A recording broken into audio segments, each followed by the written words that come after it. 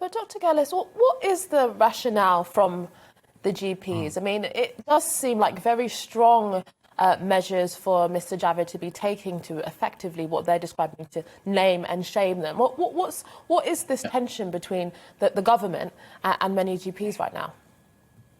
I think the GPs have got the hump. Listen, the BMA sounds like a learned medical body, and it is, but it's basically the doctors' trade union. I left the BMA years ago, but I read the BMJ every week. And there has been, I read articles about this very subject, and there's been no real apology from the GPs that some doctors weren't using the system properly. And so the GPs have got the hump with a number of journalists, a number of newspapers. There have been complaints to press regulatory bodies about the way this has been written. Sorry to interrupt, but times are changing, right? The days where a GP or a doctor used to be some holier-than-thou individual who was beyond reproach, who was the pillar of a local community, who was the most respected person on that street, all this, that and the other. Those days are gone now, and I don't think they can handle it. I don't think they can handle the idea, frankly, that people might go, actually, we do pay your wages, do you mind looking after me? Yeah.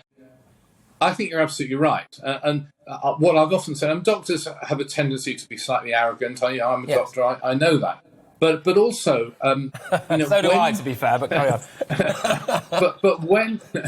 but when you have a constant flow of patients and your income doesn't depend on how well you treat those patients, you do develop a certain sense of lack of connection between providing customer service. And I think that's been the case with the NHS general practice for many, many years.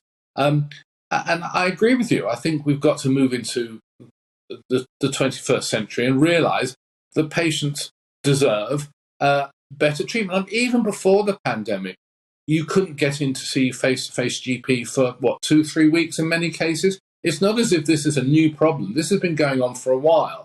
And to some extent, there's an increased demand. We've got an ageing and growing population. We've got a shortage of GPs. But I think that it's up to the profession to sort out the shortage. We can't just blame government the whole time.